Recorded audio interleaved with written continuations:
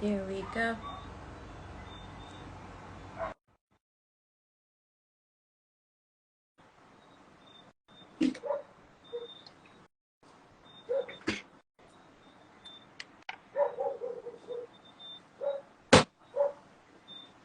All right. Hello. All right. Good night, everyone. My name is Kanjay Byron, and I am the CEO and founder of Safe Space Parenting, where the mission, the vision is to create safe spaces for children to thrive. And the way that we hope to do that is by helping parents process their trauma, their childhood trauma, so that it doesn't impact or come through their parenting, impacting the next generation. We do that through teaching via one-on-one coaching, group sessions, course or curriculum building, anything that we need to do to to help support our parents be their best selves, so that they can effectively parent the child that is before them. And tonight we have a very special guest. Miranda is our third guest on our Instagram live. Miranda is a very dear friend of mine, and but before we do anything, I am a faith-based parenting and emotional processing coach, and with that, I just love to include the Holy Spirit into everything that we do. So I just want to take a moment to pause and just say a word of prayer. To Heavenly Father, we just want to invite you into this space. We pray that the information that we share would be a blessing to somebody listening, to a parent. We pray, Father God, that they will get some insight, that they will get tools that they need to equip them to be their best self, and parent the child that you have, the precious jewel that you've given to them. So, Father, we just commit this Instagram live into your hands, and we just pray. I pray for Miranda, that you would just allow her to be at peace and rest, and that you allow me to be at peace and rest, and that whatever we do here will be honoring and glorifying to your name. In Jesus' name we pray. Amen. Amen. Amen. Amen. So right now it's just you and I. So we'll just kind of wing it Okay. like we discussed, and other people, when people come back, they can listen to the replay. But Okay. Good. once again, I just want to welcome you guys tonight as we explore languaging and its Mm-hmm. impact on our parenting, right? That is such a very, very important topic, because communication is Mm-hmm. so important on just our Mm-hmm. day-to-day life. And Mm-hmm. so I brought an expert Oh, who gracious. That's a big word. brought an expert to kind of help us out tonight with our languaging, and Okay. helping us explore maybe alternative way of communicating with children or our Mm-hmm. child, in a way that motivates the behaviors Mm-hmm. that we desire to see. I'm so big on behaviors though, but we'll talk a little bit more about that um, as we go on. But Miranda, I would just give you an opportunity to kind of share your title and just a Mm-hmm. little bit of what that entails. Okay. Okay. Well, thank you, Kanjay, for having me. My name is Miranda Lord. I am an inclusion specialist. And what that is that I coach preschool teachers who have children with challenging behaviors. And so my job focuses on teacher practices to help reduce challenging behaviors in the classroom. And we do that through a set of a program called the Pyramid Model, in which is a set of social emotional practices that have been proven to reduce these challenging behaviors. So that's basically what I do. Mhm. Okay, yeah. So tell us a little bit more. I've heard about the pyramid model, but Mm-hmm. I'm not quite familiar with it at the same time. When I think of the Okay, okay. pyramid model, I almost think of the Maslow hierarchy of needs. Uh, Mm-hmm. but tell us a Yes, little that's bit really about, great. Put it. huh? Is that kind of how it Sorry. is? Um, it's basically we having to set the foundation. And so the thing is, sometimes, when we look at children's challenging behavior, we want to just, oh, how do I get them to stop? Right. And without putting in, okay, what does the environment set up like? What do you have that to set up? So my job, if you think of the pyramid, think literally as a pyramid. And the base is the first tier, the bottom Mhm. tier. It's how do you set up, your classroom? How are your transitions? Think about wait time, things like that. Do you have big open spaces for children to run? Mhm. So, just this little things like that. Do you have a visual schedule? Meaning that, some children, what they know, when they can see how their day's going to go, that helps to reduce some Mhm. of the anxiety. Because I could look on the wall and see, okay, after snack, we're going to go take a nap. After that, we get to go outside. Then maybe I see a picture of mommy, mommy, daddy comes, that sort of thing. And then once we kind of have that basic, foundation done, as well as also a big one, classroom rules. Mhm. Like, what are the classroom rules? Is it positively stated? There's a difference between like inside voices and no yelling. Mhm. So there's Language. the two different things. Mhm. And yes, languaging, we got to do it in a positive, what what behavior do you want to see Mhm. versus the behavior you don't Mhm. see? Because children, especially at this, young age, they still think in pictures. They're very Mhm. literal. So don't run. What am I supposed to do with my feet? Right. We know what don't run is as adults, but for a 2-year-old, what does that mean? But if you use, I seen a teacher do it today. She would literally do walking feet. Ah. So it's, I Mhm. want my feet to walk, and I'm giving you a visual of walking feet. I love So that. that's like the basis of the model. And then the second part of the pyramid is the intentional teaching of social emotional Mhm. skills. Like, how do I become a friend? How do I get my friend's attention? Because sometimes me pushing my friend is not because I want to be mean, is because I want that toy, or I want to play with you and I just don't know how. I don't have Mhm. the skills yet. And one thing I like to share in my trainings that I do is that all challenging behaviors is, it's an unmet need or skill that the child doesn't have Yeah. yet. So I want you to think about that. Okay, if I see a challenging behavior, what is this child really trying to communicate to me? So like, for the example that I shared, is that, okay, I saw little Bobby, push Timmy down, and then he takes, he takes the toy. Okay, maybe Bobby needs to learn, okay, how do I ask for a toy? Ask for a turn, or share, or something like that. Mhm. And so it also goes into other skills like how to be a friend, and things like that. So that's like in the second part of the pyramid model, which is really, really Mhm. fun, because a part of it, oh, thank you, Shawanda. So it's really about that intentional teaching. And I have seen it Mhm. with my own eyes when teachers put in the work, and it's not hard work, but it is intentional. It Mhm. really, I really is love that. intentional. You see, children. If I could just share one example, I was encouraged, called in to come into a classroom today. Sorry. I was called in to come into a classroom about a few weeks ago, and it was biting. And these are 2-year-olds. Mhm.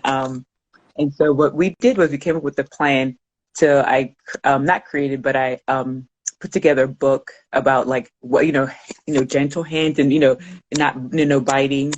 That's not the title. It wasn't like no biting, but what do we bite? And so it shows examples and non-examples of what do we bite. And so the teacher said, with those booklets, to the children be able to see, okay, what do we bite, our friend's hands, or do we bite broccoli, and things like that. So they're able to see, oh, these are where my teeth Yeah. go. And so basically, and these are classroom of 2-year-olds, and they said the biting has Wow. stopped. And it's That is so good. something as using a visual of a Mhm. booklet and intentionality from the teacher, the biting has stopped. I love So that's that. basically the pyramid model in a quick nutshell. Quick nutshell. All right, I love that. There is a couple of things that some couple of words that you use that really stood out to me. One Mm-hmm. being challenging behaviors is an indication of an unmet need. And the Mm-hmm. second one was intentional teaching. Yeah. You know, in my field, of course, it sounds like we're dealing with a younger population this evening.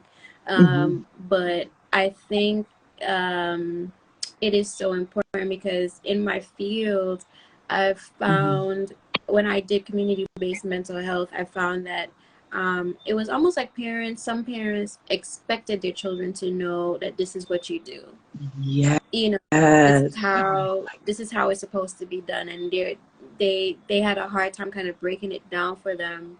I don't know what that is. I mean, have you said yes? So I'm assuming that you've seen that type of thinking.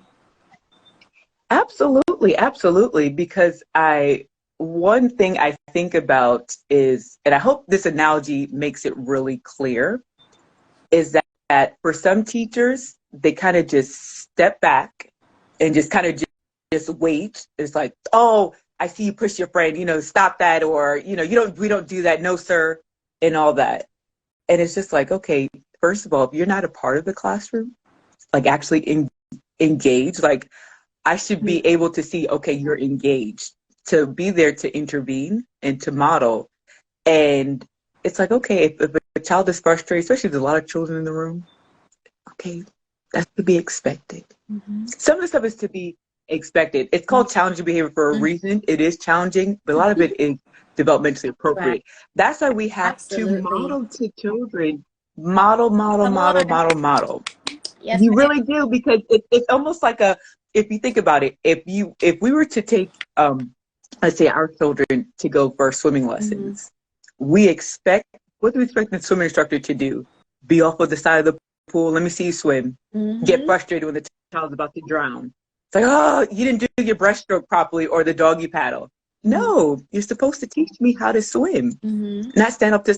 I expect you to be in the water to teach me, to be there for me until I had the skills to do it on my own. It's the Mm-hmm. same thing. I feel like with some teachers as well, like you're saying with parents, it's like they want to be off to the side and just waiting for them to just drown or make a mistake. It's just like, Mm-hmm. come on, let's give our little people a break. Mm-hmm. Let's model to them.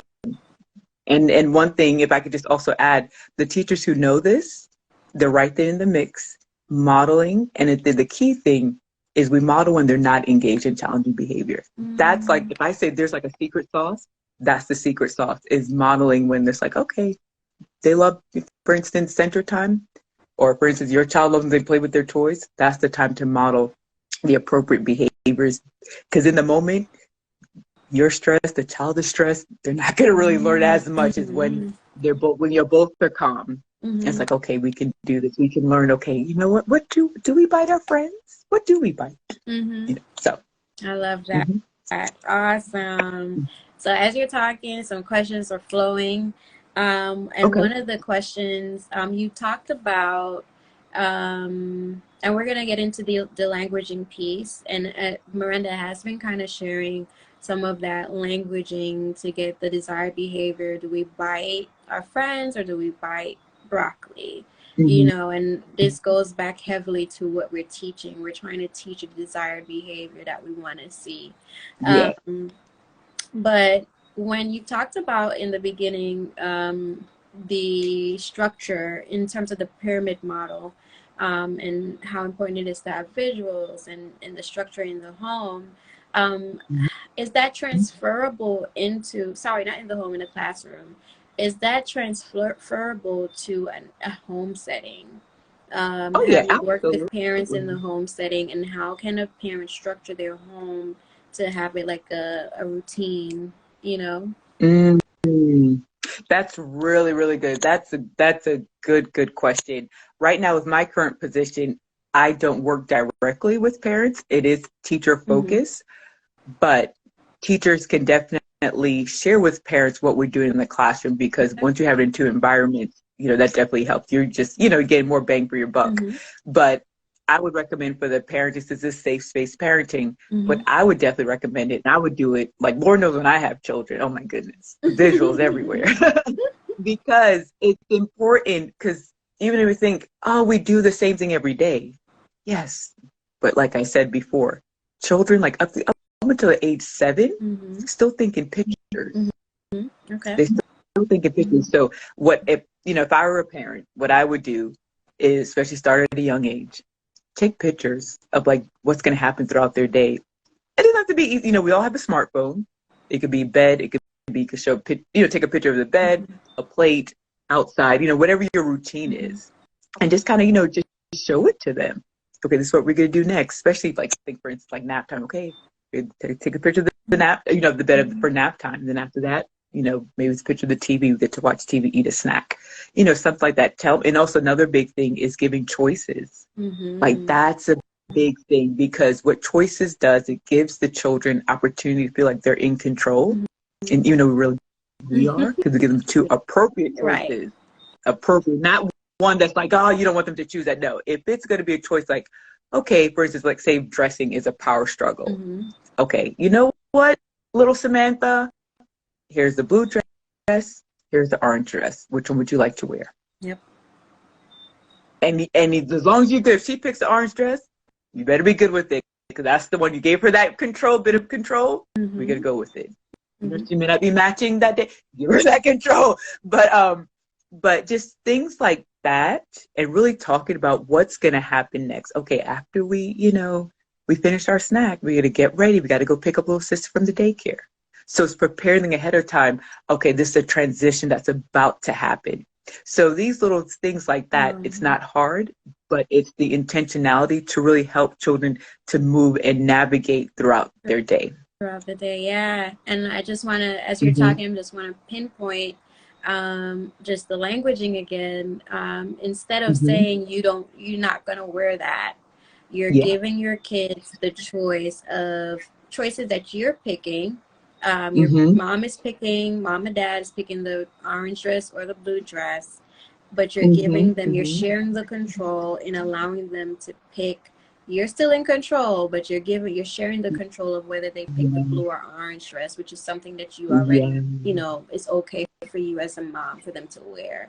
And exactly. you said something else that I can't remember right now, but as Miranda keeps sharing, I'll just pinpoint just the languaging and how important it is, because you do have some kids that are very strong-willed and have very strong opinions. So in moments like that, it's so important to give them choices, but again, choices that you as the parent are still in control of. Yes, right? absolutely. I agree. Yes, absolutely. Yes. You talked about common behavior. Shawanda is a mess. Shawanda, you have the strong personality. Yes, she has told me that. You talked about expected behaviors, and I think that's another challenge for parents, because a lot of them are not familiar with ages and stages of growth and psychological growth, cognitive growth, emotional growth. What is expected? First of all, what age group do you work up to or have experience with? And what are some of the common behaviors that we should look out for those age groups?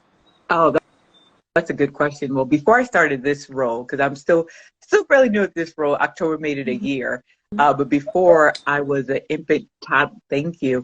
I was an infant toddler family specialist, and so I worked with 0 to 3-year-olds. So actually, up until they turned 3. So I was with the babies, and that's when I coached, parents on their development. So I did that for 10 years, and currently, my current position, I support teachers who teach 2, 3, 4, and 5-year-olds, but my main areas, the 3, 4s, and 5-year-olds, those teachers. And one thing when you were talking, what I thought about is sometimes, especially if parents don't know, they could have a higher expectation for their child that just developmentally, they're just not there yet. Yep.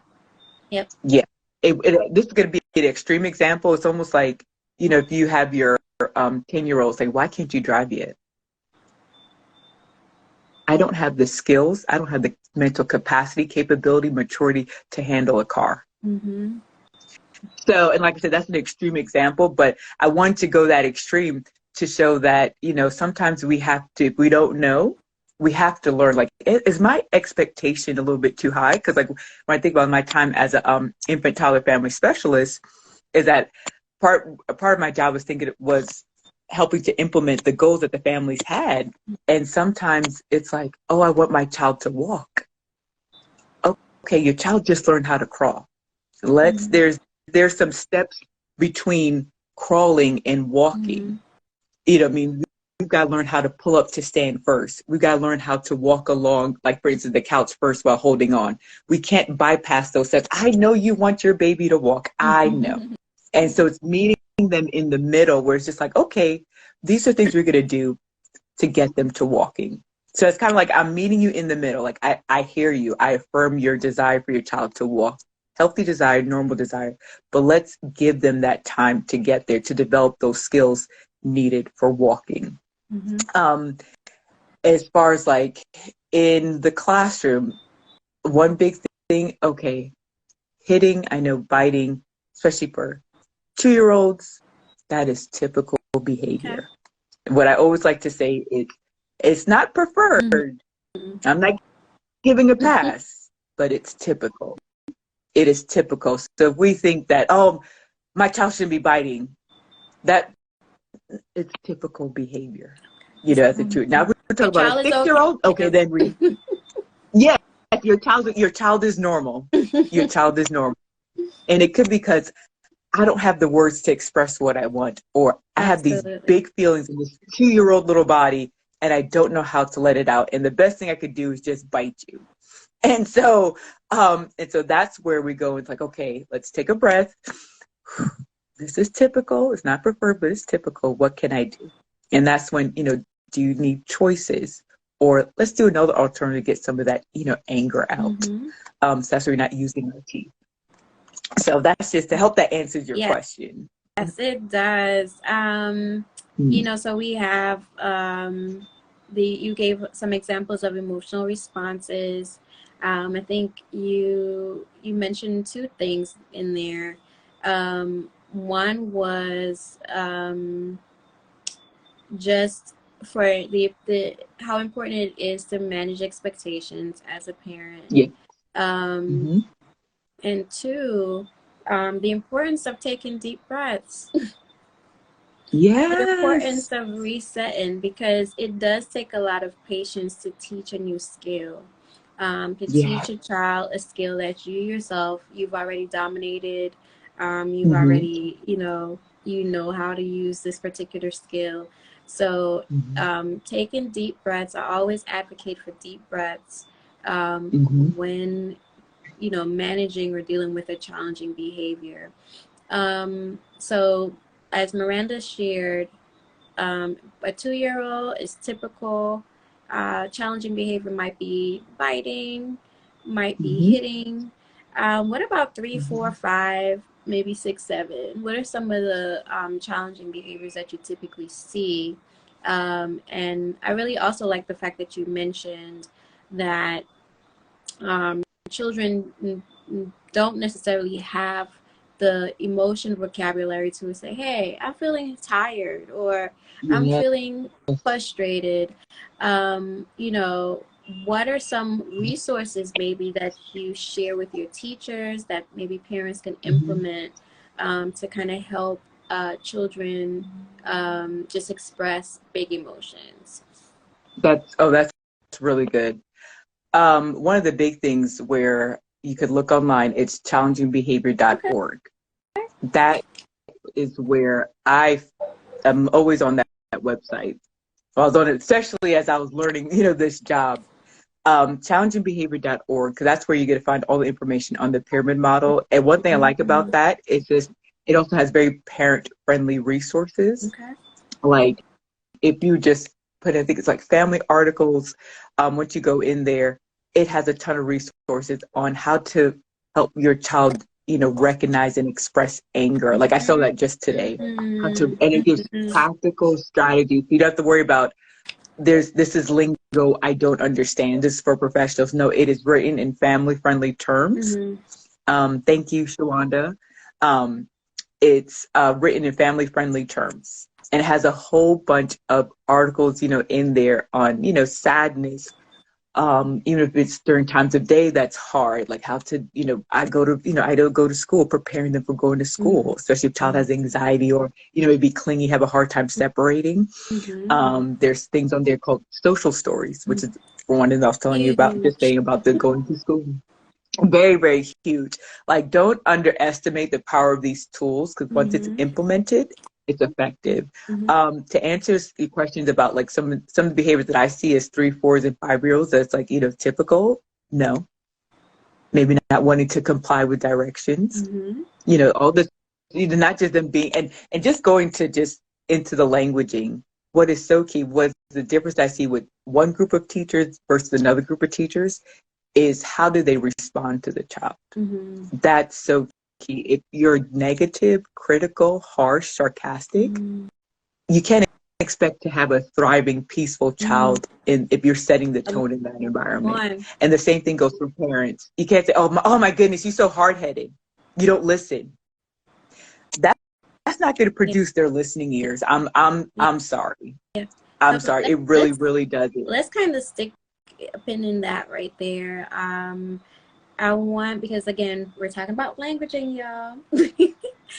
And so, what have you observed when a teacher or a parent, they're seeing the behaviors, or that child is hard-headed, don't listen, you don't listen, you're so hard-headed. What have you noticed about the interactions with that type of languaging? There's really little to none, and when the little is when I want to intervene to stop the behavior. So if that makes sense, and it's like, okay, if you're having that negative language to the child, you're probably not going to play with the child. You're probably just waiting to like, oh, let me get you right, right here, in a sense. And when the child is behaving appropriately, it's like, I'm not even playing with the child. And that's one thing I love to see, is when like a teacher and I know, little, Marvin, oh boy, yes, he has big feelings. But yet that teacher's intentionally engaging them. Even something simple as, yes, sweetheart, that term of endearment. You did a great job building those blocks. I saw how you tried, you used your words with your friends. Thank you. And it's these little things like that makes the biggest of difference. It really, really, really does. Because, children, they could sense when you don't like them. They pick up on your demeanor and your attitude.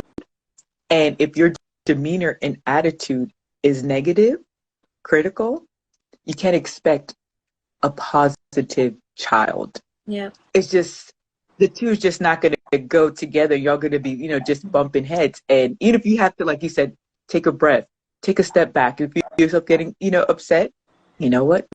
Let me take a breath, step back. Because especially as us, I say this, in my trainings, like we're the tallest people in the room. We get to set the tone. As parents, you're the tallest person in the house. You get to set the tone, for the child. And I'll just give a quick example.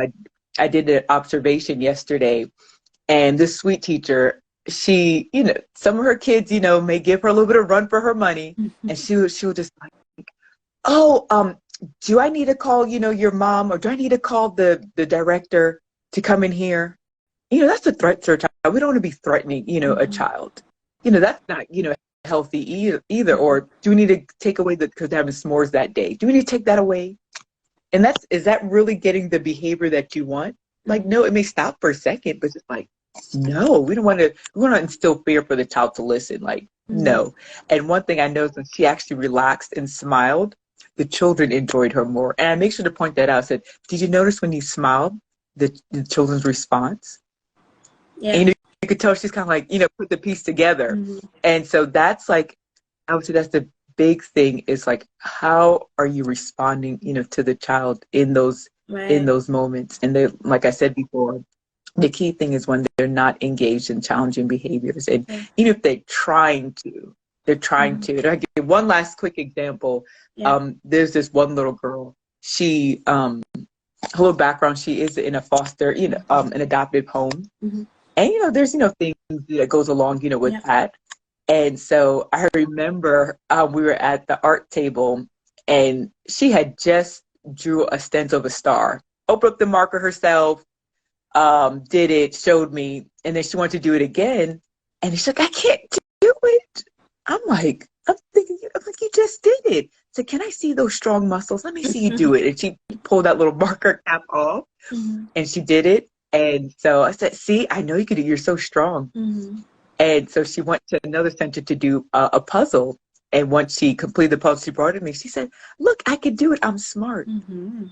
Absolutely. And that always brings tears to my eyes, because something that little me just affirming her, like, I know Yes. you can do it. Yeah. She took that with her, like, I can see, she's talk about herself. I can do it. I'm smart. Mm-hmm. And what did I do? It wasn't big what I did. It's not, hard. Anybody on here can do that, of that Yeah. affirmation. And that little affirmation is going to make the biggest difference, because you want to build that self-efficacy that I can do it. Like, I am smart. I can be a Mm-hmm. kind friend. I Mm-hmm. am, because none of the children, we're talking about your parents, they don't want to be bad. Right. They don't want to be. They're needing to learn skills. And that's, as parents, that's what we have to do, is to teach them, these skills. And sometimes for some children, you know what? That's the most attention I get, is when I'm bad. So Mm-hmm. I'm going to do it Yes, because I sir. want your attention. And we Yeah. don't want to be giving that much negative, but, with Mm-hmm. attention. So just some things to think Yeah. about. Yeah, thank you so much for sharing all that. I wanted to kind of chop it up a little bit Oh, throughout, sorry. because you were making so many good points. Mhm. But I think going back to languaging, and the languaging that we don't want to see, around behaviors that we don't want to see. And I had a session with a parent this week, and um, I remember, and this is something that I've had to correct parents on, is, you know, when you internalize your child's behaviors and you think, Mm. this child annoys me, or this annoys me, and how important is it to separate the child from the behavior and addressing the behavior, but preserving the dignity, the love for that particular child, but just remembering that you're addressing the behavior. I think that's a question, but just to kind of bring it home, and one of the things that we were talking about earlier, about how because all of that ties into how we perceive the behavior, how we tie the behavior into how we perceive the child. And I Yes. remember doing this analogy with a few of my parents, where I would put on some sunshades, and like these, well, these are not sunshades, these are glasses, but I would say, okay, so when your child responds like this, what are some of the what is the way, or how do you view that child? And they may say hard-headed, a slob, and I just put it all on the glasses. And I said, okay, so Mm. how is your energy towards that child when all of this is blocking your lens? you know Woo. how are you responding? Are you having a warm thought about that child? Is your interaction with that child, you're tuned with that child, you know what I mean?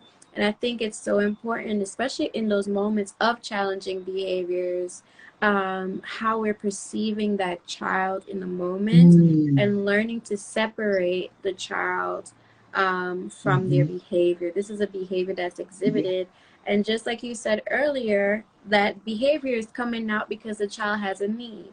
So what are Yes. some good questions that a parent can ask a child if they're exhibiting a difficult behavior to help meet that need, or a teacher? Okay. Okay.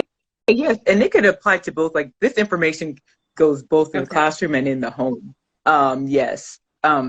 That's a great, great, great, great question. I guess it really just depends on the age of, of the child. Mm-hmm. Of course, you want to, Age you know, appropriate. put it where it's like, yeah, age appropriate. Mm-hmm. One thing, it could be, are you tired? Do you Mm. want to take it up? Are you hungry? Okay. For my younger, friends, maybe showing them a visual so they can point, Mm-hmm. to see, what they may really want.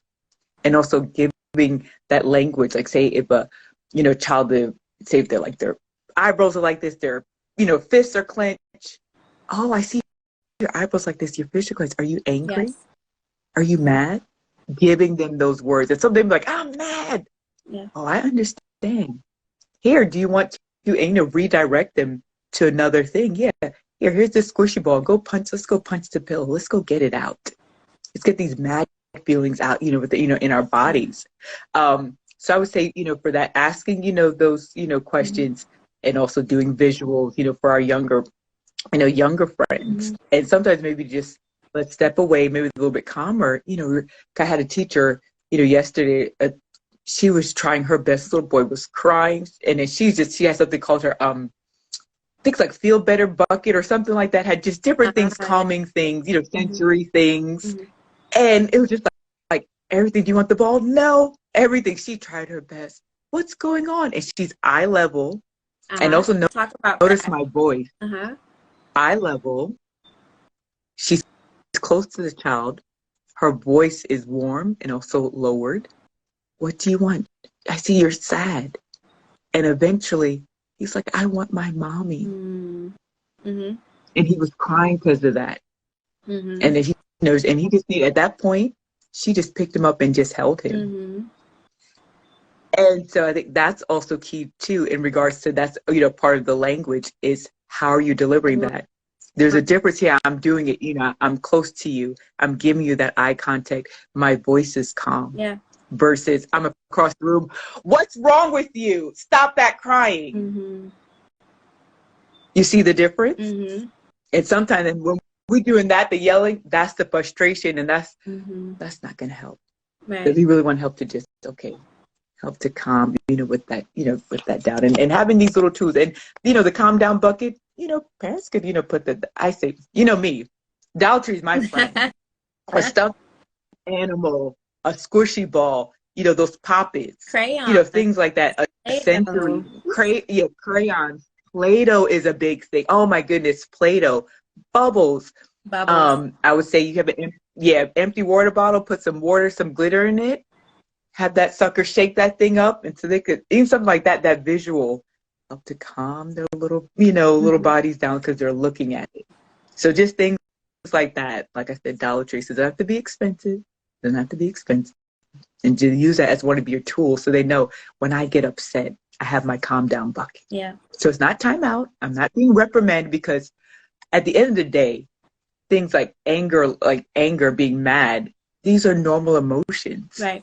We all have them. They don't go away as an adult, but it's how we deal with it. We want to teach these children, okay, it's okay to be angry. It's not okay to throw, the remote across the room. Right. Mm-hmm. It's So okay. It's okay to be frustrated. I heard a few things. Validating feelings. Yes. Attunement. Getting down to eye level. Sometimes that means you're kneeling in front of the child just to get to their eye level. Watching your tone of voice. All of that is a part of the languaging, because we also have body language, right? That's another way of communicating, right? And so just watching and watching our own emotional interaction or experience, because some behaviors are triggering, but it's so important as the adult to check in with yourself. I always try to help my parents understand what's happening in their body to let them know, when they're dysregulated, so that they can help their child regulate. And sometimes with the modeling, I remember I posted on the Instagram page where a parent was co-regulating with their child. So they're both doing deep breathing together. The child was totally dysregulated. and she had taught him. It's so important, especially if you're going to teach your child deep breathing and how to Yeah. relax. Um, Teach them when they're not upset. Yes. And also for the adults, you want to practice some calm down strategies when you're not upset, so that when you do get upset, your brain is able to make that connection that this is something that calms me down. Exactly, exactly. And if I could add to Mm-hmm. that too, so we, heard the term, we are, as parents, we Mm-hmm. are our child's first Yes, we teachers. are. And so one thing, a part of the pyramid model is also something parents could do at home. Model to your child when you get upset. Like, for instance, you know what? I expect you to say if you're in the car and you get a flat tire and your child's in the car with you, that's frustrating. Mm-hmm. Okay, mom's upset right now. I need to take some deep breaths. Maybe you have to wait for the tow truck to come. Let your child see, okay, mommy taking deep breaths. Let me, because just know that, okay, you're giving that language, mommy's upset, Mm-hmm. and this is what mommy does. Because Mm-hmm. one thing I see that, and I'm going to tell on, parents, your children will tell on you at school Mm-hmm. because the language that they have is like, ooh, I can tell what language they're hearing at home. Mm-hmm. Because, like, oh, this is my sweetie's coming. That means they're hearing that Mm-hmm. somewhere.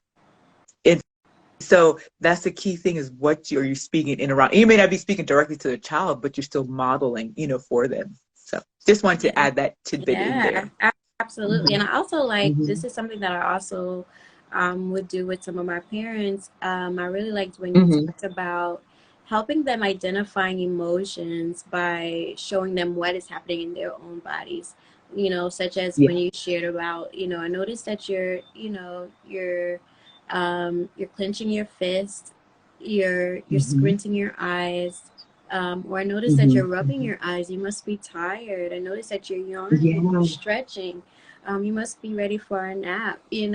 So Mm-hmm. showing them as well. And social stories really help. Social Yeah. stories, there's a whole bunch of them.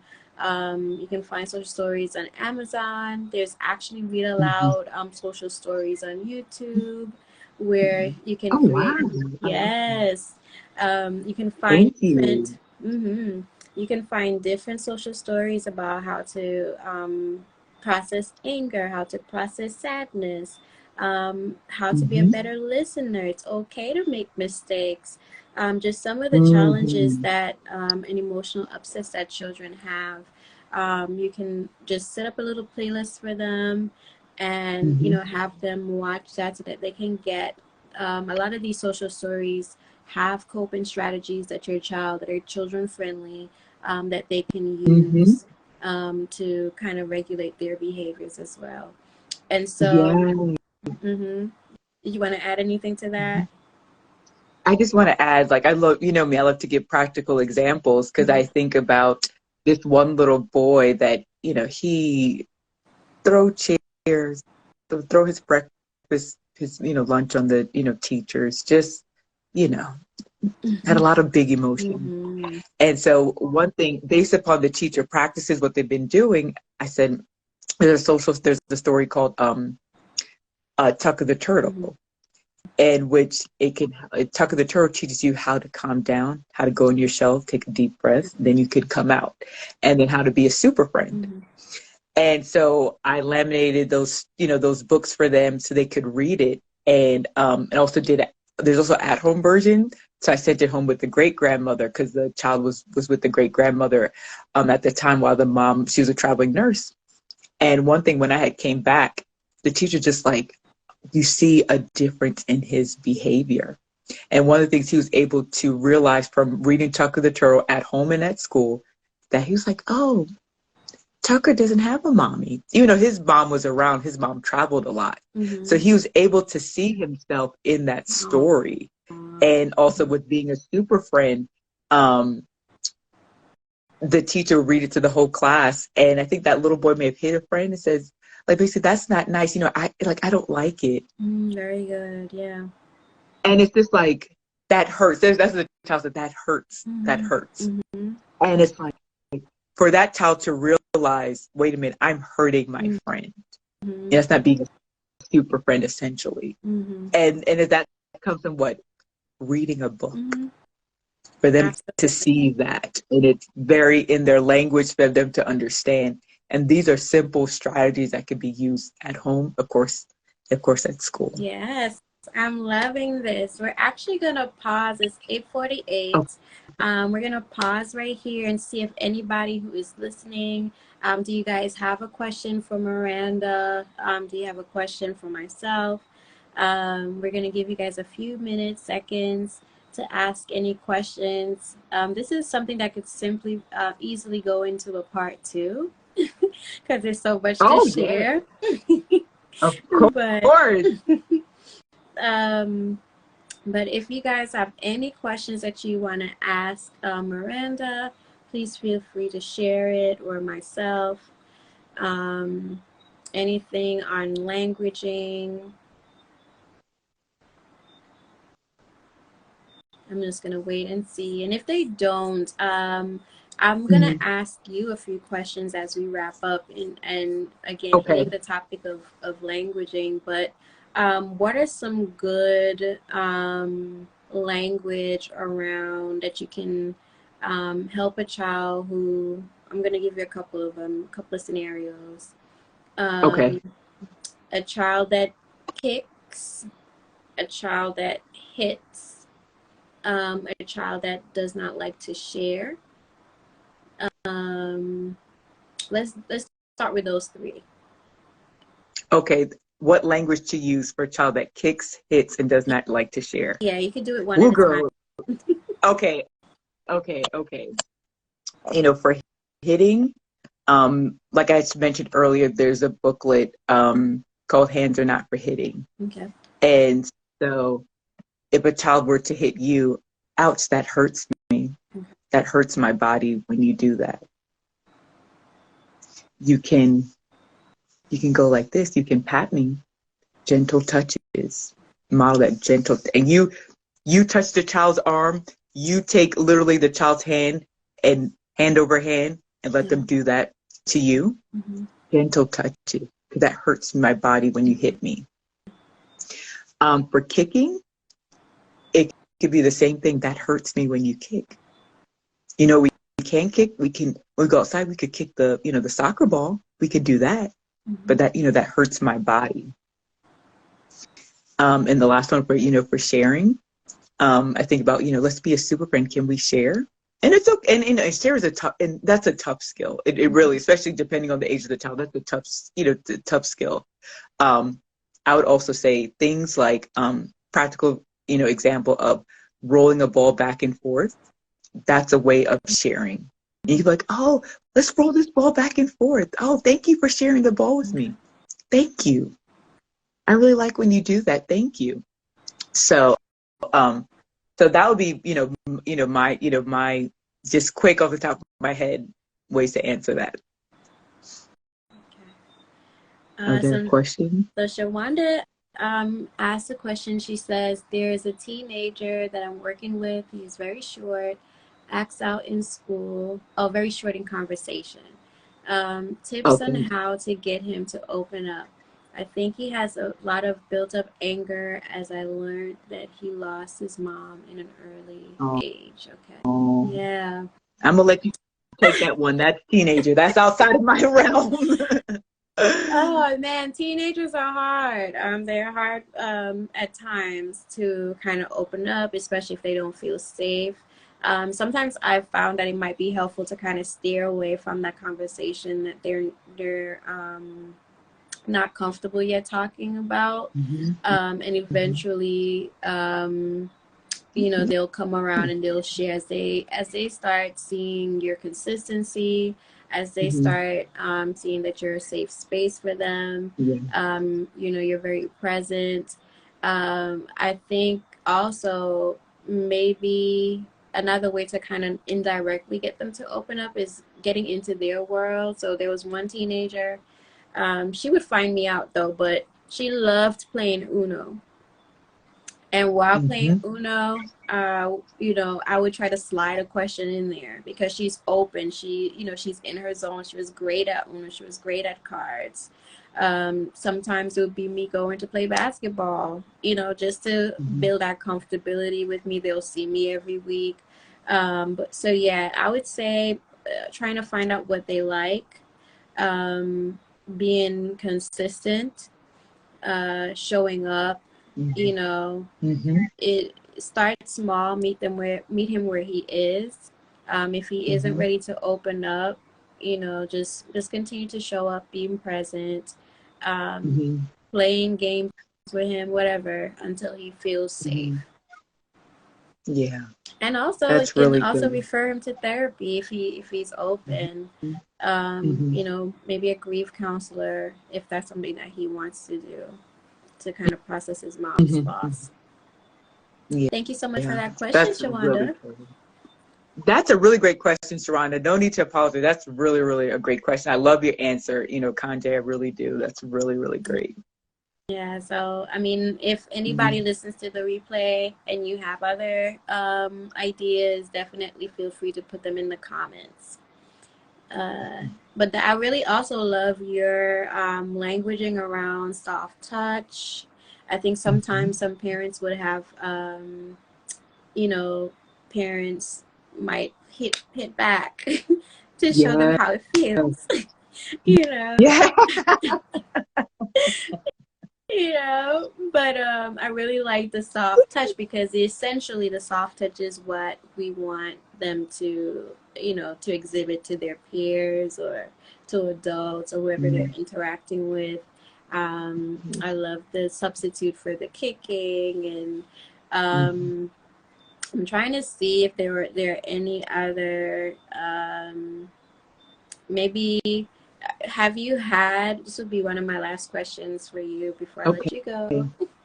Um, Okay. Okay. but for the teacher, because parents are teaching, what are some essential tools that a teacher or a parent needs to have in order for them to teach that skill? What is important to know? I would say this. This is from a lady there who I get her emails all the time, and I definitely love her emails. I can't think of her. Her name is Barbara O'Neill. Mm-hmm. Um, that is her because she does like transforming behavior, you know, challenging behaviors. Mm-hmm. And one of the things that she says, I'm quoting her. This is not me, but I 100% firmly back her up. I want to Mm-hmm. give credit where credit is due. Is first and foremost have an I can attitude, like I can do it attitude. Okay. Be, you don't have to be skilled in anything, but as long as you have that I can do this attitude, Mm-hmm. that is going to just propel you so much, you know, further. Like I can support my child. I can support these children in my classroom. Mm-hmm. The skills we could, you know, like we just named how many practical resources, Amazon, YouTube, transforming challenging behavior.com. So the tips are at their, you know, all these strategies at their fingertips. Mm-hmm. But if you don't believe in your mind that, you know what, I can affect change into these children, like I could support them, then you're almost fighting against yourself. Mm-hmm. So I would definitely say that. And there's a quote saying that every child needs an adult that's crazy about Oh, them. I love that. Like, so basically that unconditional love that even on their worst day, they know that you are right there with them Yeah. to Yeah. love them, and that knowing that even the moment after it's a clean slate, you're right there to play with them, to embrace them and to love them, because children are going to respond to that. Even the most toughest children is going to respond to unconditional love. Yeah. And I think that's an excellent way to end on that note because I think a lot of the times, and I often have to tell parents this, a lot of the times we focus on behavior modification, but the true, if you really want to change a child's behavior, focus on connecting, focus Yeah. on you know, just that connection piece, attuning with their feelings, creating a safe space for them, like Miranda said, the unconditional regard, allowing them a safe space to make mistakes, to have big feelings, um, correcting in love. I was listening to a mom. I think I posted it on our stories, on the Instagram stories, Mhm. and I love her language and her way of thinking about discipline. And Mhm. a lot of the times as parents, we put certain things in place to keep our children safe. Mhm. And so even that languaging of I set this boundary with you because mommy wants to keep you safe. This is Yeah. why mommy had to put that in place. And um, I really think it's so important to reframe and Mhm. we learn how to relanguage. I don't even know if that's a word, but just shift around our languaging in a way we know the Yeah. difference, and we know the difference because we can see how we respond. Like Miranda said, it's such a huge difference of saying, "What is it that you need?"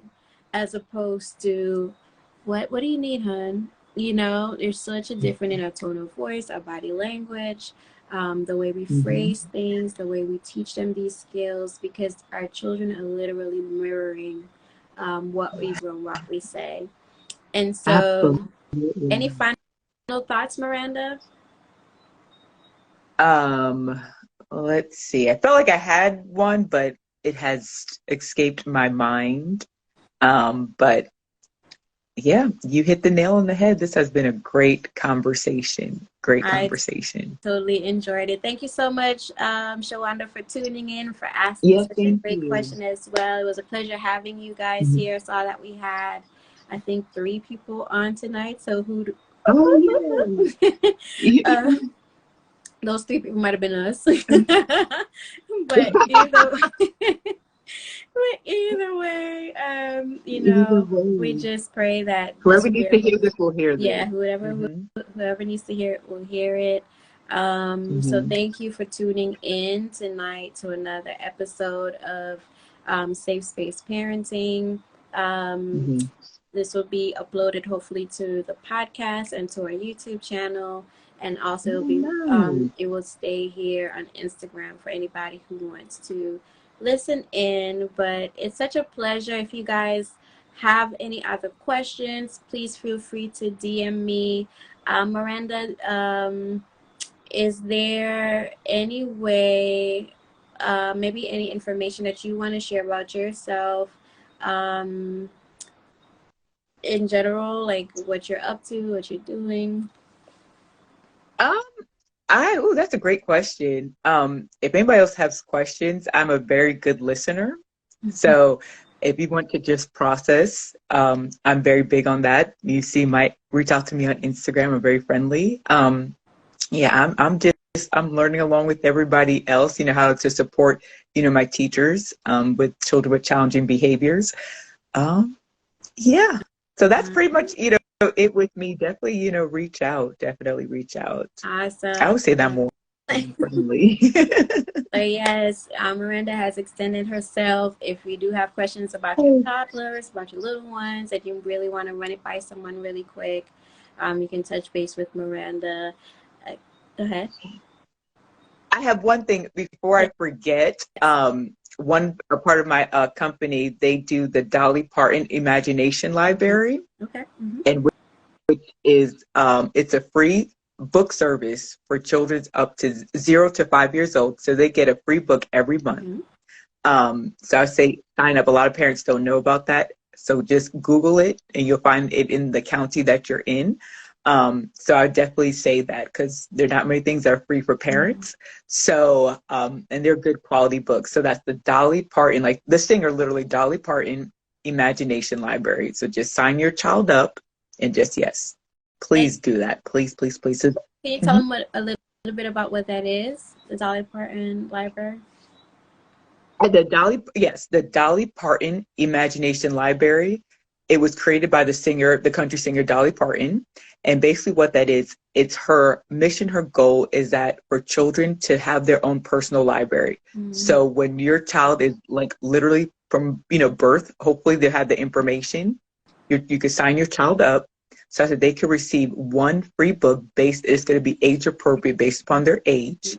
So one free book per month. So from, if you start from 0 up until the age 5, I don't know the number of that math, but that's a That's lot of books. a lot of And books. so that's a lot of books, and it comes in the child's name. It is so cute. So it's a way to foster that literacy. So, Mhm. for sometimes, parents, maybe books may not be in the budget for them. So here's an opportunity to get free books and quality Mhm. books to your child. So that's the Dolly Parton Imagination Library. So just Google that. Like I said, it's 100% free. Okay. And one more question for you in regards to the Yeah. services that you offer. Is that a service where that the public can have access to, or is it something that is agency based? In case a hmm parent hmm wanted hmm to, refer or anything like that. Okay, that's a great, great question. Since I do support teachers, so it's not like they could come see Miranda, but I do work in Union County. So I work for Alliance for Children, and they provide a whole bunch of variety of services. So if you want to take parenting classes, Okay. there's programs for teenage moms, so things like that. So it's the allianceforchildren.org. You could go in there, and we provide a lot of different, services. And if your child happens to be a child in Union County that I go to, I would gladly help to support, that teacher with your child. So yes, but like I said, I'm free to, if you just want to pick my brain, I'm open to doing that. All right. All right. Thank you so much for sharing that. So we want to thank everyone again for tuning in, and we will see you Mhm. next time. Bye. Thank you, Bye. Kanje. Thank you so much, Miranda, for doing this. I really, really appreciate you. You're welcome. My pleasure. My pleasure. Bye. Have a good Bye night. bye. Bye.